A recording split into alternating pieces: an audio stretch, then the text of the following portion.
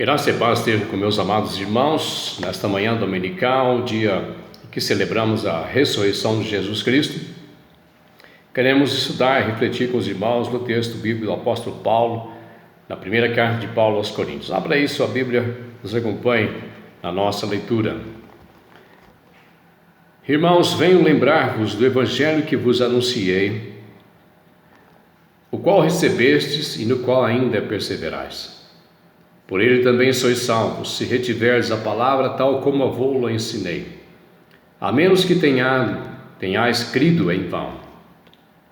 Antes de tudo vos entreguei o que eu também recebi, que Cristo morreu pelos nossos pecados segundo as Escrituras, e foi sepultado e ressuscitou ao terceiro dia segundo as Escrituras. Apareceu depois a Cefas, apareceu depois aos 12, depois foi visto por mais de 500 irmãos de uma só vez, os quais sobrevivem até agora. A maioria sobrevive até agora, porém alguns já passaram, já morreram, diz Paulo. Depois disso foi visto por Tiago e mais tarde por todos os apóstolos, e afinal, depois de todos, foi visto também por mim, diz Paulo, como por um nascido fora de tempo, porque eu sou o menor dos apóstolos, que mesmo não sou digno de ser chamado apóstolo, pois persegui a igreja de Deus. Mas pela graça de Deus sou o que sou, e a sua graça que me foi concedida não se tornou vã. Antes trabalhei mais do que todos eles, todavia não eu, mas a graça de Deus comigo. Portanto, seja eu ou sejam eles, assim pregamos, assim é Cristo, assim crestes. Meus irmãos, fazem 20 séculos da ressurreição de Jesus Cristo. Nesses 20 séculos ela foi crida, anunciada, proclamada e tem sido relembrada e tem sido celebrada em todo o mundo cristão. Tanto no passado quanto no presente, essa doutrina é fundamental e de suma importância para todos aqueles que creem em Jesus Cristo. Não é possível crer e testemunhar de Jesus Cristo.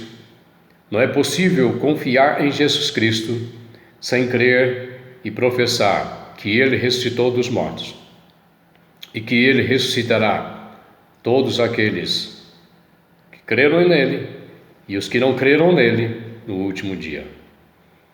Nós estamos passando por uma data milenar que foi a Páscoa judaica, cerca de 1300 anos antes de Cristo. E o nosso Senhor, como um bom judeu que era, Ele participou com seus discípulos, celebrou com seus discípulos aquilo que foi sua última Páscoa. E foi nesta sua última Páscoa que o nosso Salvador foi preso, condenado, crucificado, morto pelos judeus e pelas mãos dos romanos. Foi sepultado, mas ressurgiu de entre os mortos no terceiro dia, sendo este o primeiro dia da semana judaica, sendo este para nós, no nosso calendário, o domingo. Sabemos pelas Escrituras que ele permaneceu cerca de 40 dias depois da sua ressurreição com seus discípulos. Antes de ser arrebatado aos céus, o Senhor discorreu com eles sobre o reino de Deus e Cristo Jesus os preparou para o dia de Pentecostes, para a vinda do Espírito Santo. A doutrina da ressurreição de Jesus, que foi anunciada pelos primeiros crentes, todos os lugares daquele tempo e também nos nossos dias de hoje, podemos dizer que a ressurreição de Jesus e a ressurreição dos mortos é uma doutrina que está no coração dos crentes, mas ao mesmo tempo tem estado também no banco dos réus. Ao escrever aos Coríntios, Paulo tem o propósito de relembrar a eles o evangelho que eles receberam, o evangelho que Paulo pregou, que os apóstolos pregaram. E este evangelho, como ele diz, que é o poder para a salvação deles, e fundamento da sua fé. A pregação do apóstolo Paulo, a escritura do apóstolo Paulo para os coríntios é que Cristo ressuscitou e que nós também ressuscitaremos. O problema para a igreja de Corinto não era que eles não criam na ressurreição de Jesus. Era corrente entre eles pregar que Jesus ressuscitou. Mas havia entre eles um descrédito quanto à ressurreição dos outros mortos e a ressurreição final. Então Paulo vai escrever para sanar esta dúvida e este problema. E a afirmação categórica para eles é o seguinte: Jesus de fato ressuscitou e nós também ressuscitaremos. E Jesus é a primícia dos que dormem, ou seja, Jesus foi o primeiro a ressurgir dentre os mortos como garantia da ressurreição de todos os homens em tempo final. Tanto em Corinto como em nossos dias, como eu afirmei, essa doutrina sempre esteve no coração dos crentes, no banco dos réus. Os judeus a colocaram no banco dos réus dizendo, em tese, que os discípulos haviam roubado o corpo de Jesus. Eles subornaram os guardas, pagaram os guardas para que eles pudessem afirmar, mesmo com o risco de vida deles, ou risco de morte por Pilatos. Eles foram pagos e garantiram diante de Pilatos que os discípulos tinham vindo enquanto eles dormiam e roubaram o corpo. Então essa foi a tese sustentada pelos judeus aqueles dias. Mas na história nós temos negativo de grupos históricos, grupos naturalistas, racionalistas, liberais, ateus, agnósticos, espiritualistas que não creem sobrenatural e têm suas teorias esdrúxulas e incrédulas. Uma, por exemplo, defendida por algumas pessoas como Kirchhoff Lake, que foi um sacerdote anglicano, teólogo, tornou-se um erudito, professor de exegese do Novo Testamento e crítico do texto bíblico e de manuscritos. E ele propôs a teoria segundo a qual as mulheres que anunciaram o corpo de Jesus, que este corpo tinha desaparecido, que na verdade elas teriam ido ao sepulcro errado, ao túmulo errado. Como entender isto? Como sustentar isto? Será que todos os outros apóstolos foram também ao túmulo errado? Será que ninguém sabia ao certo onde Jesus tinha sido enterrado? Outros sustentam, como Venturini, a morte aparente, que Jesus teve apenas um desmaio, que ele de fato não morreu, mas vencido pelo cansaço e pelas dores, pelo esgotamento do sangue, ele teve um desmaio. E enterraram Jesus Cristo naquele lugar, naquele sepulcro, e a umidade, a baixa temperatura, contribuiu para o seu restabelecimento físico. O julgavam morto, mas ele foi reanimado, e não tem nada miraculoso nisso, diz eles. Os discípulos pensaram que ele houvera ressuscitado quando o viram de fora.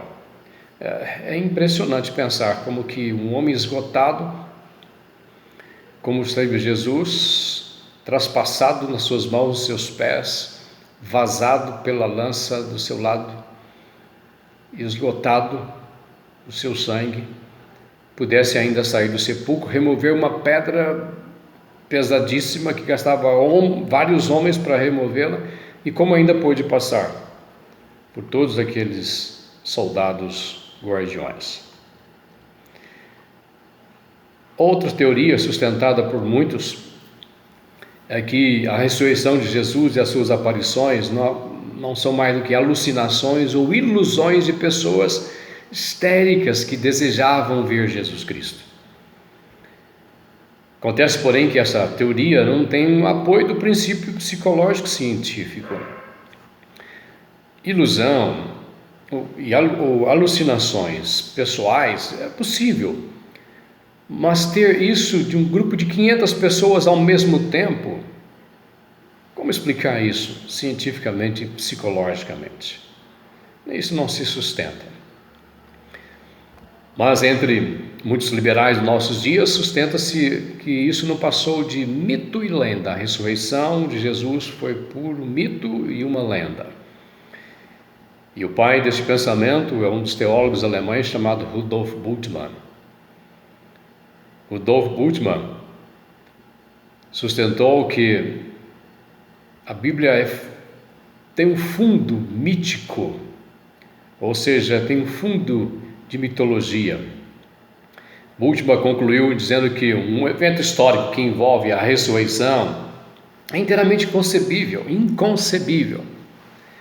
Diz ele que os evangelhos apresentam uma imagem mítica do mundo, a encarnação de um ser preexistente eterno, a morte expiatória, a ressurreição, a descida ao inferno, os milagres, a ascensão ao céu, o retorno final de Jesus nos tempos finais, os próprios fatos da escatologia, os acontecimentos finais. Diz Bultmann que tudo isso é pura visão mitológica. É uma pena. Mas prevalece também nos nossos dias, como pondo Jesus no banco dos réus, a doutrina da ressurreição. Podemos enxergá-la na interpretação kardecista. E eu quero usar até uma tese, uma descrição de uma senhora chamada Sueli dos Anjos. Está aí na internet, vocês podem procurar. Ela diz o seguinte: a lógica e o bom senso dos espíritas abominam tal teoria, a ressurreição de Cristo e a dos homens no final, pela impossibilidade física e pela injustiça moral. Afinal, com a lei dos renascimentos ou reencarnações, estabelece-se um critério mais justo para aferir a competência ou a qualificação de todos os espíritos. Este é um pensamento kardecista. E diz o seguinte: nascer de novo é possível a todos para progredirem. Quanto à aparição de Jesus, diz ela, não passou de materialização, isto é, a utilização de um fluido ectoplásmico dos seres encarnados para possibilitar que o espírito fosse visto pelas pessoas.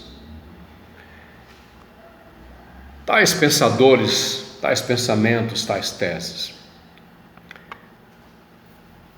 creem que a crucificação de Jesus foi uma infelicidade que aconteceu na hora errada, e a morte de um homem bom e justo e reto que foi um fato errado. Mas quanto às histórias da sua ressurreição, da aparição, segundo eles, é puramente uma tentativa, e eles fazem uma tentativa com as suas teses de negar fato histórico e a fé bíblica. Estes são homens que se assentam em sua incredulidade quanto ao sobrenatural, quanto ao poder de Deus. Homens que querem provas científicas e não atos da fé. A ressurreição seria uma história para restaurar uma fé frustrada, diz eles. Contudo, pelo poder do Espírito Santo, que infunde fé no coração de todos os filhos de Deus e dos crentes, que dá poder para crer, poder para o testemunho e para a proclamação, a ressurreição prevalece como verdade de Deus e fundamento de todo o cristianismo. Sem ela não há cristianismo. Por isso Paulo vai dizer aos coríntios no texto: irmãos, venho lembrar-vos o evangelho que vos anunciei, o qual recebeste, o qual perseverais. Nós cremos no evangelho de Jesus e não em outro evangelho. Não há outro evangelho senão o evangelho de Jesus. E ele afirma que a ressurreição de Jesus Cristo é um fato incontroverso, porque tem fundamentos históricos e bíblicos e proféticos. Ela é testemunhada pelos profetas do Velho Testamento, pelos textos sagrados judeus. O Messias haveria de morrer e o Messias haveria de ressurgir, segundo as Escrituras, e Paulo diz que ele morreu e ressuscitou segundo as Escrituras. Há inúmeros textos do Velho Testamento para provar isso. Salmo 16, 10, Salmo 68, 18, Oséias 6, versículo 2, Jonas 1, 17. Jesus se referiu a isso como um ato, uma profecia messiânica. A morte e ressurreição de Jesus foi predita por ele mesmo tantas vezes, ele mesmo anunciou a sua ressurreição. E eu creio que os próprios espíritas são incapazes de dizer que Jesus tenha mentido, porque segundo eles, Cristo Jesus é um ser evoluído que atingiu o ápice da sua plenitude. Ele não mais reencarna. Então não creem que Jesus teria mentido, mas a Escritura afirma que Jesus afirmou a sua ressurreição e ele afirmou a ressurreição dos mortos no final. Jesus o disse. Também foi testemunhada por muitos seres históricos, testemunhado por Cefas ou Pedro, testemunhado pelos 12 apóstolos. Paulo diz nesse texto, depois testemunhado por mais de 500 irmãos de uma só vez, por todos os apóstolos. Depois no final diz, depois foi visto por Paulo. Testemunho de homens que andaram com Jesus, discípulos de Jesus Cristo, mais dignos de fé. Testemunho da pregação de Pedro em Atos capítulo 2, diante de uma plateia incrédula, de uma plateia que havia há poucos dias crucificado Jesus Cristo. Pedro prega para eles dizendo o seguinte: homens israelitas, escutai essas palavras. Jesus Nazareno, varão aprovado por Deus diante de vós, com milagres e prodígios e sinais, os quais o próprio Deus realizou por intermédio dentre vós, com vós mesmo bem sabeis, sois testemunhas, diz Pedro, sendo ele entregue pelo determinado conselho e presciência de Deus. Então, a morte de Jesus não foi algo projetado pelos homens, mas a morte de Jesus era um projeto de Deus, realizada pelos homens, e sendo este entregue pelo determinado conselho e presciência de Deus, vós o mataste, crucificando por mãos de iníquos, o qual, porém, Deus ressuscitou, rompendo os grilhões da morte. Porquanto não era possível que ele fosse retido por ela. E Pedro termina o versículo 32 dizendo: a este Jesus Deus ressuscitou, do que todos vós, todos nós, somos testemunhas. A fé se fundamenta naquilo que Jesus disse para Tomé: Tomé, não sejas incrédulo, põe aqui tua mão. A ressurreição de Jesus tem importância capital para todo o cristianismo e para todo cristão. Sem ressurreição não há cristianismo. Sem crer que Jesus ressuscitou, é vã a nossa fé. E é impossível agradar a Deus sem fé. E é impossível receber o dom de Deus sem fé. Paulo diz no versículos 14 e 15 que essa fé valida a nossa pregação e a nossa esperança. Ele diz que se cremos que Deus ressuscitou Jesus e anunciamos que não há ressurreição dos mortos, nós asseveramos contra Deus, nós erramos, nós somos tidos por falsas testemunhas e nós cremos em vão. E os nossos irmãos que morreram crendo em Cristo, morreram em vão, porque morreram crendo que não há ressurreição dos mortos. Meus amados, no versículo 20 e 24, o apóstolo Paulo diz que a ressurreição de Jesus é a primícia da ressurreição final, este é o primeiro fruto. Assim como Jesus ressuscitou e o corpo que Jesus teve, assim também ressuscitará mediante o poder que ressuscitou Jesus, pelo poder das palavras do próprio Senhor Jesus Cristo, ressoada a trombeta. Os mortos vão ressurgir de entre os mortos. Assim diz o Senhor Jesus, assim diz as Escrituras Sagradas. Versículo 30 e 34, o apóstolo Paulo disse que ela dá sentido a todos os perigos a que nós expomos. Ele disse: olha, se eu como homem lutei contra feras em Éfeso, de que me adianta isso se não há ressurreição dos mortos? Isso é loucura. No versículo 35 até o versículo 56, Paulo explica e ensina que a morte de Jesus foi morte física e a ressurreição de Jesus foi ressurreição física, e que os corpos dos homens que vão ressurgir no final serão revestidos de incorruptibilidade e de glória. Olha o que diz Paulo no texto que ele escreve: quando este corpo corruptível se revestir de incorruptibilidade e o que é mortal se revestir de imortalidade, então se cumprirá a palavra que está escrita: onde está a morte, a tua vitória? Onde está a morte, o teu aguilhão? O aguilhão da morte é o pecado, e a força do pecado é a lei. Graças a Deus que nos dá a vitória por intermédio do nosso Senhor Jesus Cristo. Esse corpo será revestido de incorruptibilidade. E essa vitória é a vitória cabal de todo crente sobre a morte. Tragada foi a morte pela vitória do dia de Cristo. Tragada será a morte, todos os crentes, no dia de Cristo. Ela é motivo de ações de graças. Graças a Deus que nos dá a vitória. Assim como Jesus teve vitória sobre a morte, você que crê em Jesus terá vitória sobre a morte.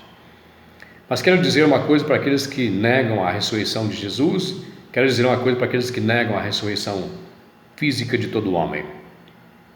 Você também ressuscitará, apesar da sua incredulidade. O poder daquele que ressuscitou Jesus vai ressuscitar todos os mortos. Crentes e descrentes vão ressurgir e vão estar diante de Deus. É importante que hoje, nós que cremos em Jesus Cristo, continuemos a afirmar que Ele ressuscitou. Esta é a nossa esperança, que como Ele ressuscitou, nós também ressuscitaremos. E este é o juízo de Deus sobre todo aquele que não crê. Jesus ressuscitou, e você também ressuscitará. E você estará diante do tribunal de Deus, e há de ter acertos do juízo com Deus. Mas hoje é tempo de salvação, hoje é tempo de glória, hoje é tempo de crermos em Cristo Jesus. Por isso, Paulo encerra seu texto e encerra essa meditação com o versículo 58, quando ele diz: portanto, meus amados irmãos, sede firmes, inabaláveis, sempre abundantes na obra do Senhor, sabendo que no Senhor vosso trabalho não é vão. A nossa fé não é vã, por crer em um Cristo que ressuscitou e crer que haveremos de ressuscitar e estaremos para sempre com o Senhor nosso Deus. Vamos orar.